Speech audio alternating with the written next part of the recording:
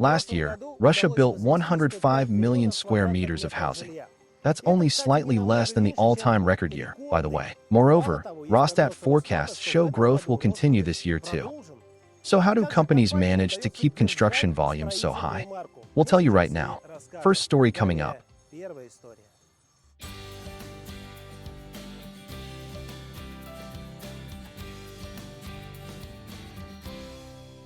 Made in Russia.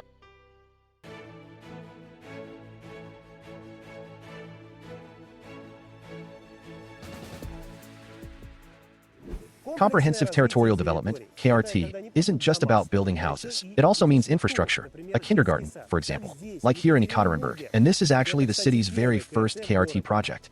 More about this project and the developer's future plans right now.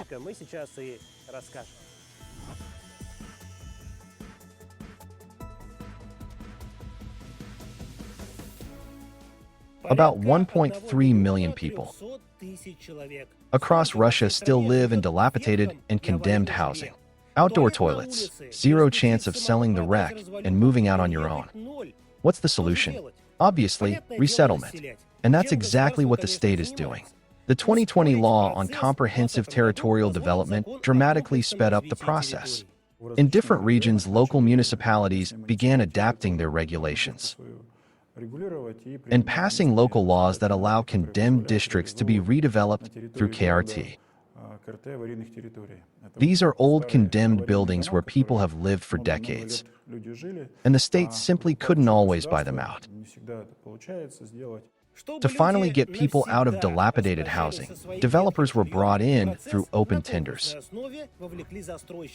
That's exactly what happened in Ekaterinburg. Active resettlement of this area began at the end of 2022. We have to give credit to the heads of the relevant agencies responsible for resettlement.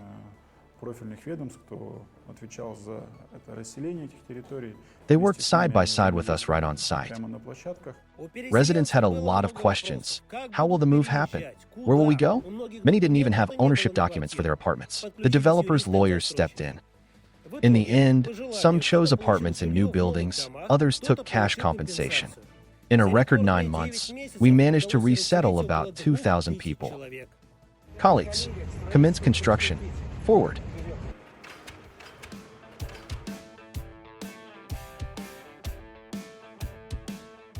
The official start was given by Russia's Minister of Construction and Housing, Irek Faisaly. And this is what the site looks like a few years later.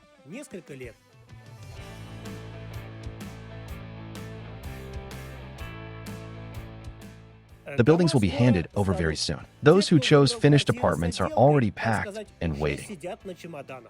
And not only them. On what was once a depressed area, thanks to KRT, we now have housing, playgrounds, kindergartens, schools, and commercial premises. This mechanism enables comprehensive development of territories, including housing, jobs, and all necessary social, transport, and engineering infrastructure. In short, modern, comfortable living conditions for residents. Tax revenues are filling local budgets. In one region, a developer even built a dam as part of the tender conditions. So what's in it for the builders themselves? For a developer, having a guaranteed site for typically 5 to 10 years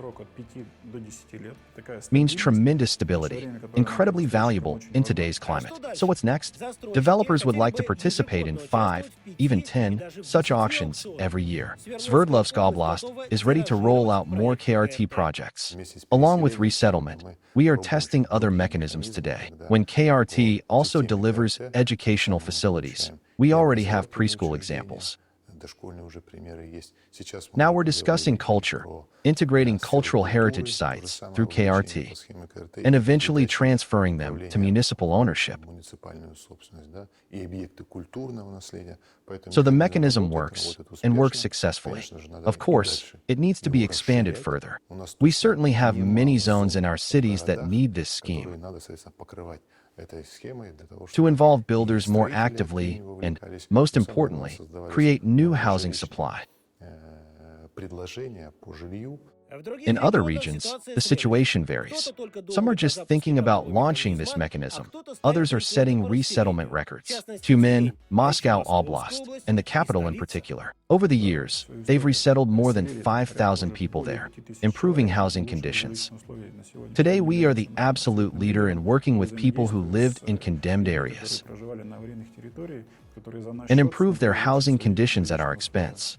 Thanks to KRT, about 2 million square meters of housing have already been commissioned nationwide. The Ministry of Construction estimates the total potential exceeds 200 million square meters. The central bank recently lowered the key rate. We hope this trend continues. Should we expect pent-up demand and a market revival if this happens? Current housing supply still doesn't fully meet the targets set by the president. Accordingly, every new square meter built is in high demand. And the way things are shaping up today, with project implementation, the key rate, and the president's support for family mortgages, allows us to deliver residential complexes. Comfortable living isn't just new apartments, kindergartens, and schools. It's also roads. Next story, roads in the Donetsk People's Republic and other historical regions of our country.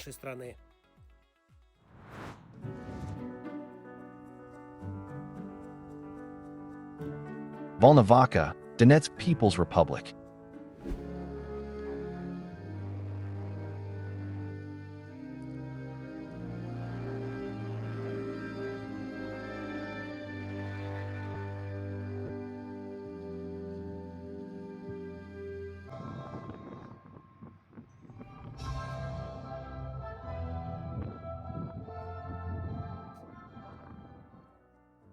In the town of Volnovakha, there is now a memorial to hero road builders. This project was completed in just 1 year, and today we are opening it. I want to say a huge thank you to all our builders, road workers, and the Avtodor company. They were among the very first to enter the territory, completed tasks of building roads and the vital fortifications that were needed. Several thousand road workers restored key transport arteries under enemy fire. Behind me are carved the names of 23 of our road workers who died defending our motherland. We remember every family. We stay in touch with every family. This is probably one of the most significant monuments to road workers built in recent decades. Thank you all, and we are confident that we will win. The monument, by renowned sculptor Salavat Sherbakov, features the coats of arms of all historical regions. This will remain long after us. One day there will be a completely free Donetsk People's Republic, as well as our other neighboring brothers. The Lugansk People's Republic, Zaporizhia, and Kherson oblasts, with excellent roads. And this will be a reminder of the price that was paid during the hottest moments. Enormous work has been done over 4 years. Where there were barely roads, just tracks, everything has been restored. About 700 kilometers annually. Over this time, we've restored the entire federal network in all 4 new subjects of the Russian Federation. Most importantly, the 359-kilometer northern bypass of the Sea of Azov is complete. Today you can drive entirely on the mainland to reach Crimea. Renovated roads already connect the historical territories with neighboring regions. A road construction and repair program until 2030 has been signed. The president has set the task of bringing Donbas and all the reunited regions up to the national project targets.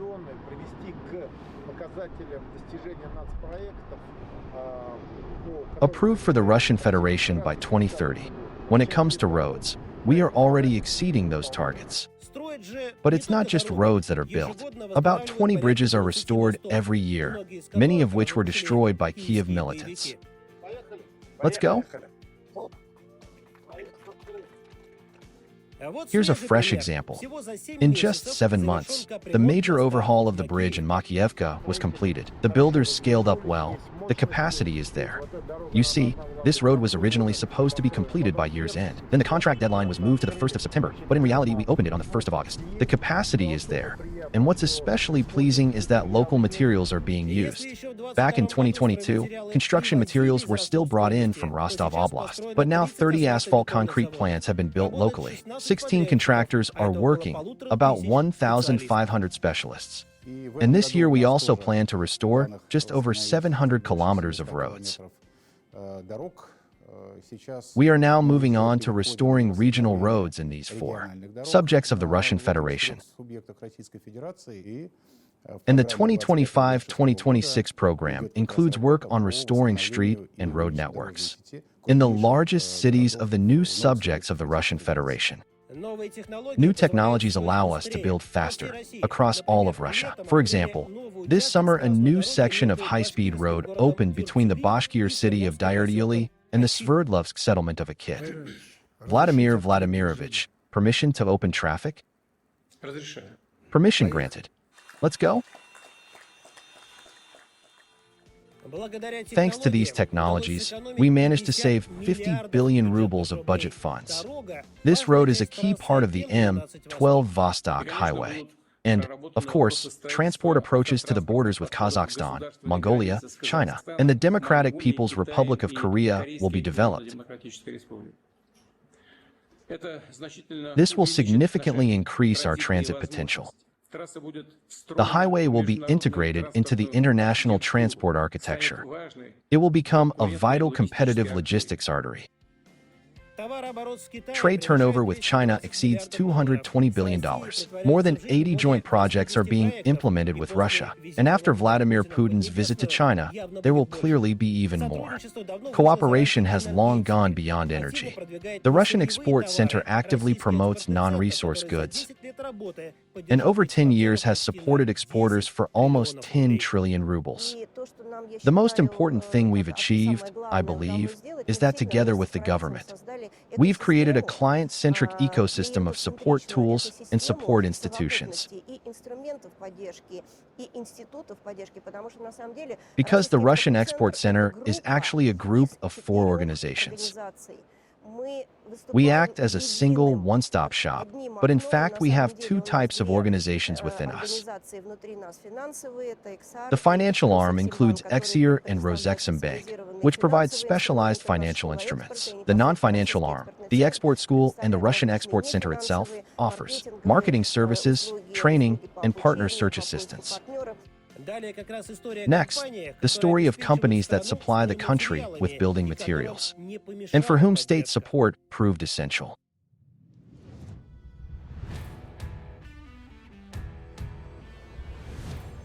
Komsomolsky, the Republic of Mordovia. Not quietly, but rather loudly, rustling with roof panels, a factory in Mordovia produces about 1 million pieces of this roofing material. But not only that, also pipes and modern facade panels. We'll show you everything in detail now.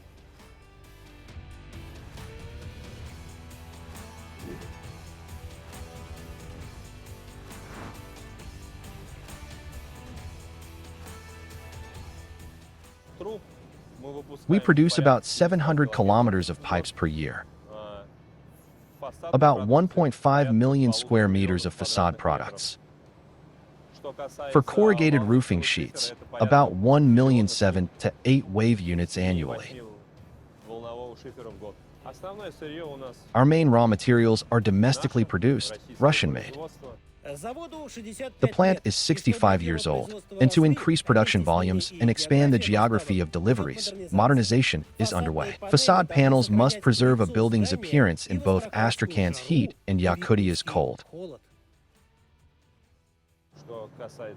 As for fiber cement boards specifically, they're mainly used on facades. Large format panels are for high-rise construction. Siding and structural panels are mainly for low-rise construction. Not only Russian homes want to look beautiful, Kazakhstan, Azerbaijan, Belarus. These are the main major destinations, where both corrugated and fiber cement products are shipped.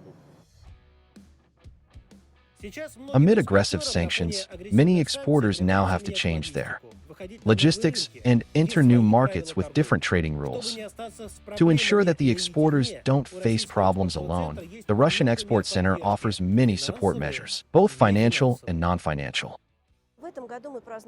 This year we celebrate 10 years, 5 of which fell on a very difficult period. From 2020, first COVID, then sanctions. And, of course, at first it seemed like we wouldn't be able to handle it. But that was just the first few minutes. In fact, every year we set records for the number of exporters supported and the volume of our support. So far in 2024, we have already surpassed 2023 in the number of supported exporters, reaching 24,000. There's another story from Kamchatka, where local production even helped lower construction material prices.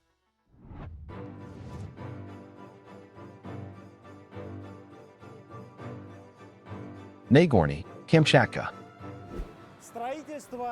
Construction is important, but improving the surroundings of residential neighborhoods, roadsides, and business premises is just as vital. Here in Kamchatka, of course, there's demand for all of this, and this enterprise has an offer. Let's take a look.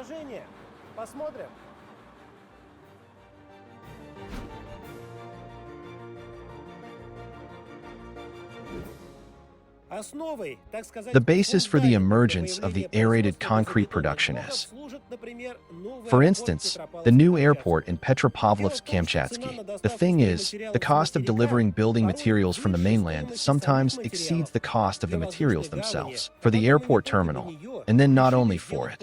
They decided to produce locally where possible. By the way, we supplied 4,000 cubic meters of our material there.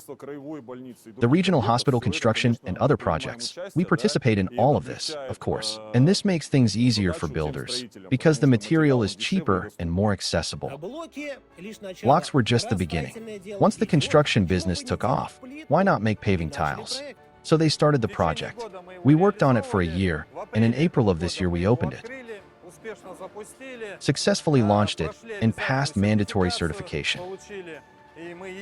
And we are the only company in Kamchatka that has mandatory certification for paving tiles. Igor and Artem, the two founders, are actually career military officers who, after serving, including in the special military operation, decided to find themselves in business with state support. In general, the region has created all kinds of support measures for startup entrepreneurs, such as subsidies, advanced special economic zone. We use tax benefits, preferences, and other types of support. As a result, Russian equipment that was also purchased with benefits works 24/7. It can produce up to 60 cubic meters of blocks per day, plus cladding stone, various curbs, and paving tiles themselves. So, you have a Kamchatka exclusive here, tiles made with volcanic sand. Yes, actually, it's an exclusive. There's nothing like it anywhere in Russia. Tiles with oceanic volcanic sand. So that's our unique feature, you could say. All this variety goes into urban improvement, into building tourist facilities like 3 volcanoes, and into housing construction. What we've already achieved is transitioning from piecemeal development to comprehensive construction. Our flagship project now is the Far Eastern Kvartal, where a large volume of housing is being built, about 120,000 square meters, and a school has been designed right away. By the way, it's the first school in Kamchatka with a swimming pool, along with a kindergarten. In Q1 2025, investment growth was 94%, almost double compared to the same period in 2024. In construction, 65% growth. It's not always steady, but right now we have major facilities being commissioned. The completed regional hospital, a hospital in the Karaginsky district, and a number of other major facilities, including the airport. The regional economy is developing, and so is the company. We have already created over 20 jobs. We have our own in-house production laboratory. We monitor every batch. Plans include active participation in private home construction, especially when there's support like the Far Eastern mortgage at 2%. So there are plenty of orders. Orders are coming in. We work, and we're proud to produce this material and supply. These construction sites, because we grew up here in Artyom. We were born here, lived here all our lives, served in the army here, retired, and now we continue to develop the economy of Kamchatka Krai. To complete the construction picture, let's talk about the improvement of residential courtyards, unique playgrounds that are from Sverdlovsk Oblast.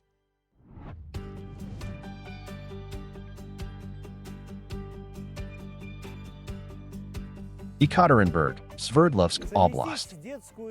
Combining outdoor play with musical instruments. Why not? A company from the Sverdlovsk region offers an interesting solution. I think I've outgrown the kids' slide, but for the street orchestra, I might fit right in.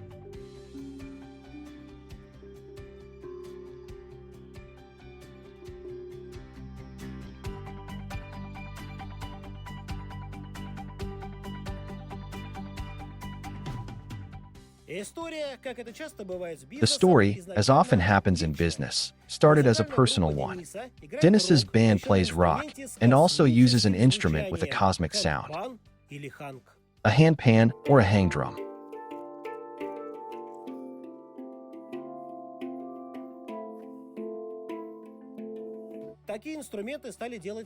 They started making these instruments themselves. Then other instruments appeared.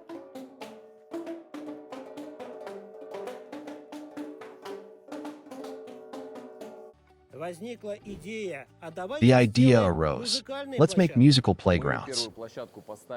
We installed our first playground in 2022, and by 2025 we received recognition in the form of the National Golden Bear Cub Award from the Association of Children's Goods Industry Enterprises. In the category Best Space for Children, they now have 28 musical instruments. Percussion, various xylophones, aerophones, drums.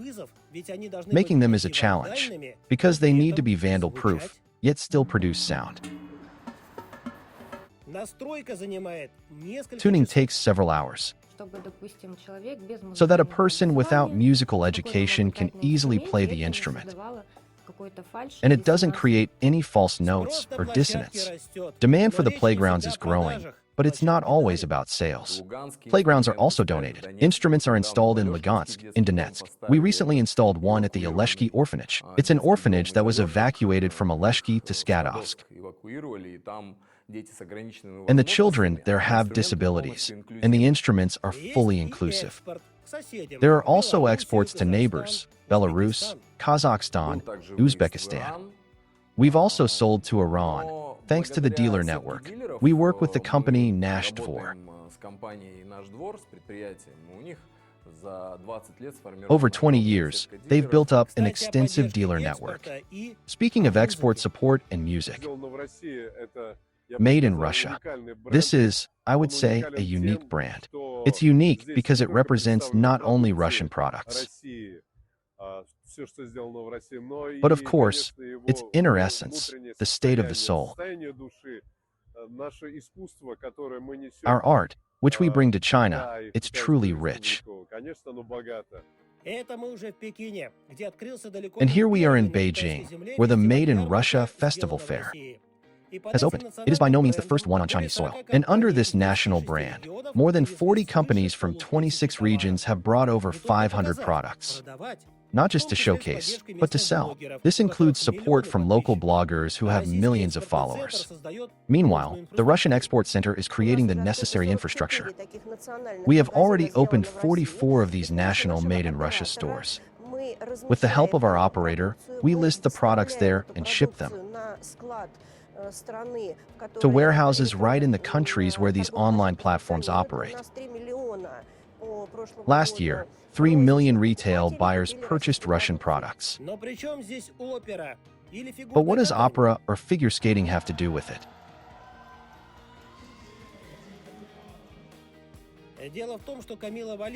The thing is that Kamila Valieva, other famous athletes and artists, just like business people with quality goods, shape a positive image of Russia. And a large-scale program to promote the Made in Russia brand until 2030 has been approved by the president. Seeing support for both exports and the domestic market, companies are growing. There was support from the Ministry of Industry and Trade. In 2020, equipment was purchased under the Targeted Financing Program for Industrial Enterprises. So, having pushed aside foreign competitors, we are increasing production of exclusive playgrounds, from design to installation and maintenance, and many others are doing the same. Some create the music of the streets, while others produce building materials. Lay roads, and build houses, shaping the face of modern Russia.